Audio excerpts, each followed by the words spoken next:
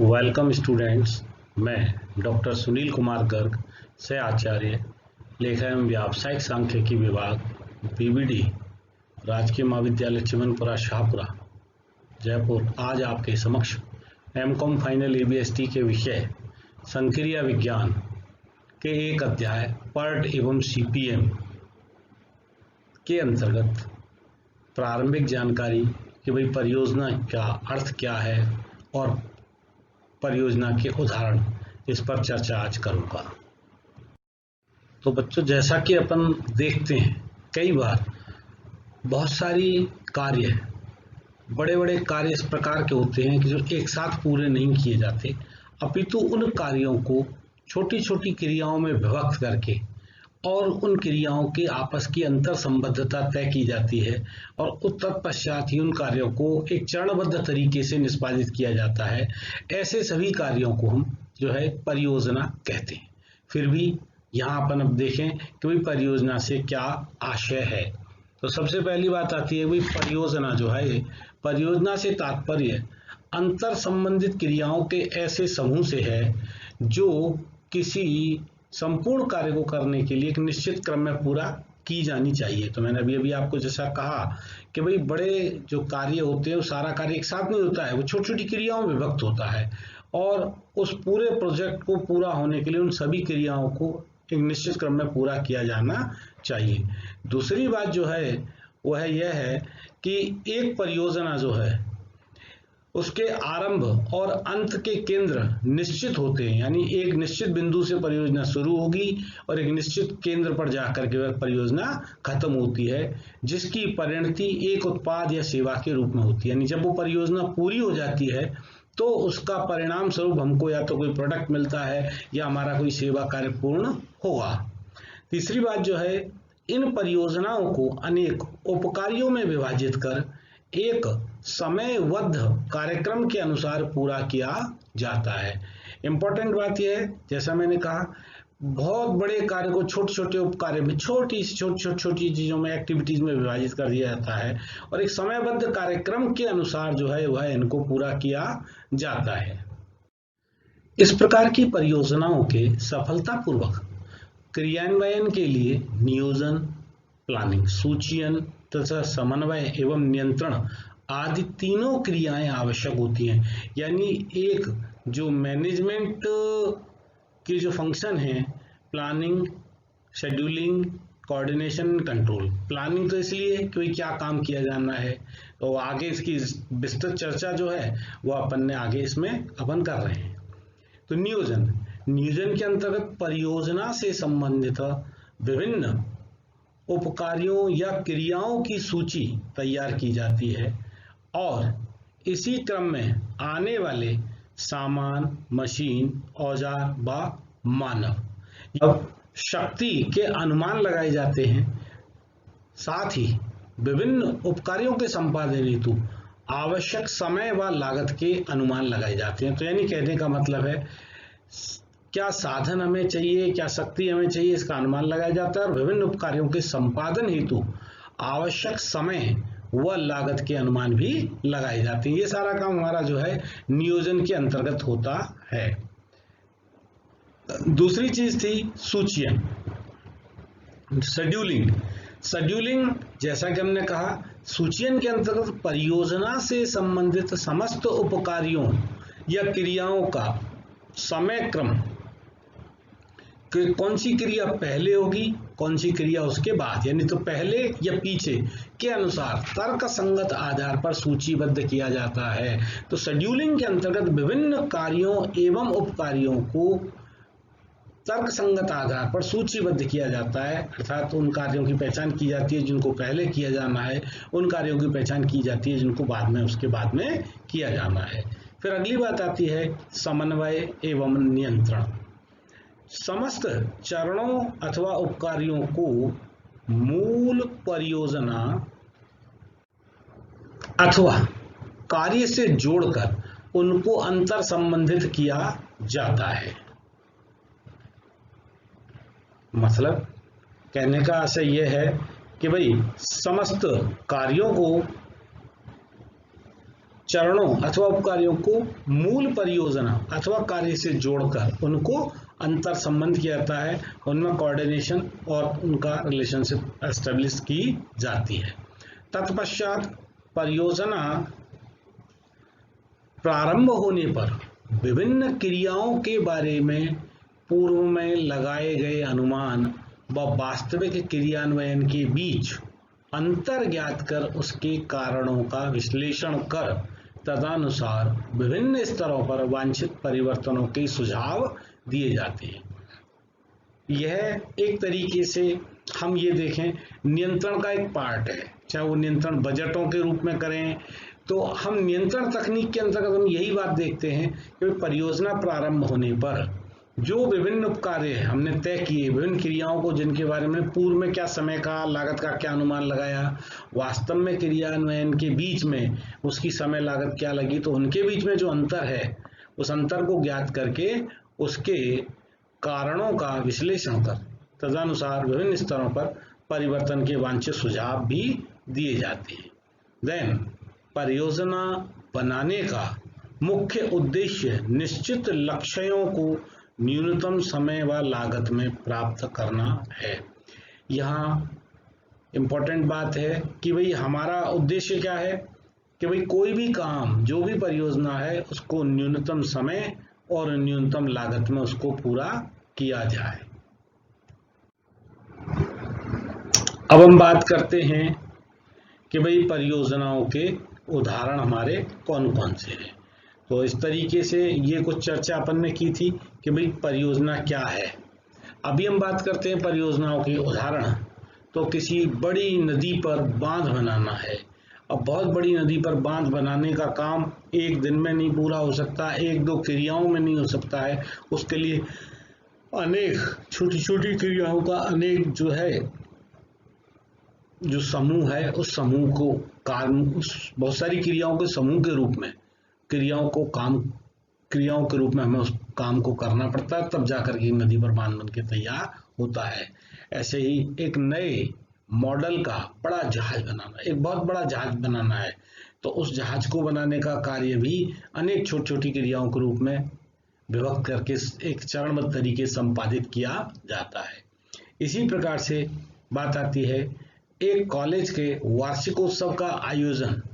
कोई कॉलेज का एक फंक्शन करना है। अब फंक्शन करना है तो इम्पोर्टेंट बहुत सारे काम होते हैं। भाई फंक्शन में क्या क्या एक्टिविटीज़ होनी है, कल्चरल प्रोग्राम होना है, बच्चों का प्राइज डिस्ट्रीब्यूशन होना है, भाषण किन किन का भाषण होना है, भाषण का क्षेत्र क्या है, किन किन को गेस्ट के रूप में बुलाना है, किस तिथि को जिनको गेस्ट बुलाना है उनकी सहमति और सम्मति के आधार पर जो है हमें डेट डिसाइड करनी होती है कार्यक्रम के लिए आवश्यक जो है बैठने की, खाने की, पीने की, जलपान की, इस तरह की व्यवस्थाएं। तो ये सब छोटे छोटे कार्य हैं। अब ये सारे काम एक चरणबद्ध तरीके से जब पूरे हो जाएंगे तो हमारे कॉलेज का वार्षिकोत्सव पूरा हो जाएगा।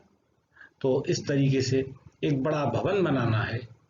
मंगल ग्रह पर यान भेजने की योजना एक दिन का काम नहीं है, एक दो क्रियाओं का काम नहीं है, सालों लगते हैं। किसी शादी कार्यक्रम की योजना बनाना इसी तरीके से है कि कोई शादी कार्यक्रम की अगर अपने को योजना बनानी है तो उसके संबंध में भी छोटी छोटी क्रियाओं के रूप में उनको कार्यों को विभक्त किया जाता है। एक बड़े राष्ट्रीय राजमार्ग का निर्माण करना है, तो राष्ट्रीय राजमार्ग का निर्माण करना है तो राष्ट्रीय राजमार्ग का जो है रूट क्या रहेगा, कितने एरिया में राष्ट्रीय राजमार्ग में, उसकी लंबाई क्या है, उसकी चौड़ाई क्या है, राष्ट्रीय राजमार्ग के संबंध में कोई अगर अनुमति है तो वो अनुमति है, कहीं कोई पेड़ है, कहीं कोई वहाँ कोई पुल है, कोई फ्लाईओवर है, रेलवे का लाइन तो नहीं है। इन सारी चीज़ों को देख के उनके संबंध में क्या क्या क्रियाएं की जानी है ये सब पहले से तय करना है। उनके संबंध चरणबद्ध तरीके से उन सब काम को करना है, तब जाकर के वो राष्ट्रीय राजमार्ग का निर्माण कार्य पूरा होगा। एक नए उत्पाद को बाजार में लाना। इसी तरीके से एक बड़े कारखाने की किसी इकाई को एक स्थान से दूसरे स्थान पर स्थानांतरित करना। अब कारखाने की एक इकाई को एक स्थान से दूसरे स्थान पर अपने को लेके जाना है तो उसके संबंध में भी जो भी काम हमें करने हैं, क्या क्या काम करने हैं, वो सारे काम हमें पहले लिख लेनी चाहिए और देन उसके बाद जो है हमें उनको जो है पूरा करना चाहिए। किसी ग्रह पर अंतरिक्ष यान भेजने की योजना है, तो ये इस तरीके से ये ऐसी बड़ी बड़ी क्रियाओं के कार्यों के कुछ उदाहरण हैं जिनके संबंध में हम कह सकते हैं भाई ये परियोजना के रूप में इन सारे कार्यों को किया जाता है। अब तंत्र विश्लेषण की तकनीक, यानी कहने का मतलब जो है इस परियोजनाओं को पूरा करने के लिए हम एक चरणबद्ध तरीके से पहले क्रियाओं की पहचान कर लेंगे और क्रियाओं की पहचान करने के बाद में जो है उनको अंतर संबंध स्थापित करते हुए फिर सर्वप्रथम कहते हैं कि एक तंत्र चित्र जो है उसका निर्माण करते हैं, चित्र बनाते हैं, कागज पे चित्र बनाएंगे उन क्रियाओं का अंतर संबंध स्थापित करते हुए, पहले कौन सी पीछे कौन सी, देन उसके बाद हम उस काम को करते हैं। तो अब इसके लिए हम तंत्र विश्लेषण की तकनीकों का प्रयोग करते हैं। तो तंत्र विश्लेषण की तकनीकें क्या हैं कि तंत्र विश्लेषण तकनीकें परियोजना प्रबंधकों एवं उनकी टीम को परियोजना के विभिन्न पहलुओं के बारे में अवगत कराती है, और तो परियोजना के विभिन्न पहलू हैं उनकी जानकारी जो है वो परियोजना के प्रबंधकों को देती हैं तंत्र विश्लेषण की तकनीकें। और तंत्र विश्लेषण की दो प्रमुख तकनीकें यहाँ पर हैं। पहली तकनीक है कार्यक्रम मूल्यांकन एवं समीक्षा तकनीक, program evaluation and review techniques. PERT तकनीक का विकास सर्वप्रथम सन 1950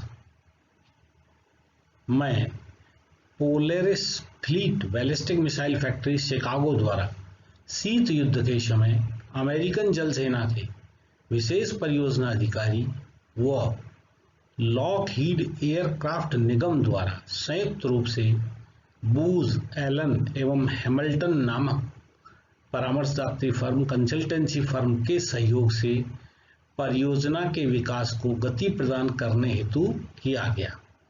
इस तकनीक के प्रयोग से परियोजना को 2 वर्षों में ही पूरा कर दिया गया। कहने का मतलब यह है कि भाई ये 2 चीजें थी, फ्लीट बैलिस्टिक मिसाइल फैक्ट्री और शिकागो में ये फैक्ट्री थी, इसके द्वारा शीत युद्ध के समय अमेरिकन जल सेना के विशेष परियोजना अधिकारी व लॉकहीड एयरक्राफ्ट निगम द्वारा संयुक्त रूप से एक कंसल्टेंसी फर्म बूज एलन व हैमिल्टन के सहयोग से इस तकनीक को विकसित किया गया, इस तकनीक का प्रयोग किया गया। पर्ट तकनीक एक परियोजना के संगठन की तकनीक है।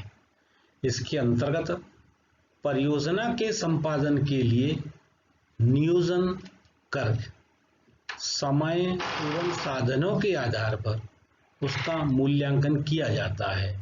फिर कार्य प्रारंभ करने के पश्चात उसकी समीक्षा की जाकर क्रियान्वयन से संबंधित आवश्यक संशोधन किए जाते हैं। अर्थात परियोजना को अंतः समनिर्भर क्रियाओं में विभाजित कर उनके तर्क संगत अनुक्रम का निर्धारण किया जाता है। परियोजना को पूरा करने हेतु आवश्यक श्रम व साधनों का अनुमान लगाकर उन्हें विभिन्न स्तरों पर आवंटित किया जाता है। कहने का मतलब यह है इस तकनीक के अंतर्गत परियोजना को संपादित करने के लिए समय और साधनों के आधार पर जो है मूल्यांकन किया जाता है और फिर कार्य प्रारंभ करने के पश्चात उनकी समीक्षा की जाती है। और समीक्षा करके आप जैसा हमने पूर्व में कहा था कि पहले क्या अनुमान लगाया, वास्तविकता क्या थी, और यदि हमारे अनुमानों में कहीं कोई संशोधन की आवश्यकता है तो उनको संशोधित किया जाता है। अंतर्निर्भर क्रियाओं में विभाजित करके उनका अनुक्रम तय किया जाता है और परियोजना को पूरा करने के लिए आवश्यक श्रम साधनों का अनुमान लगाकर विभिन्न स्तरों पर उन्हें आवंटित किया जाता है। तत्पश्चात उन बिंदुओं का पता लगाया जाता है जहां अधिक ध्यान देने की आवश्यकता है। भावी कठिनाइयों का पता लगाया जाता है कि कौन कौन सी कठिनाई हमारे इस कार्य को पूरा करने में आ सकती हैं और उनको कैसे निराकृत किया जाए, कैसे उन्हें दूर किया जाए, ये सारा काम जो है इसके अंतर्गत किया जाता है। इस पर्ट विधि का उपयोग, हम इसके क्षेत्र की बात करें, उपयोग की बात करें तो पर्ट विधि का उपयोग जो है अनेक जगह पर पर्ट का उपयोग किया जाता है। जैसे सबसे पहले बात आती है निर्माण कार्यों में, बड़े निर्माण कार्य कौन से होते हैं? जैसे भवन निर्माण। भवन निर्माण का मतलब है बहुत लंबे चौड़े यह भवनों का निर्माण होना है। उद्योगों का निर्माण व स्थापना, बड़े बड़े पुल बनाना, बांध बनाना, नहर निर्माण करना आदि ऐसी क्रियाएं, आदि ऐसी परियोजनाएं जहां क्रियाओं को एक निश्चित क्रम में करना हो।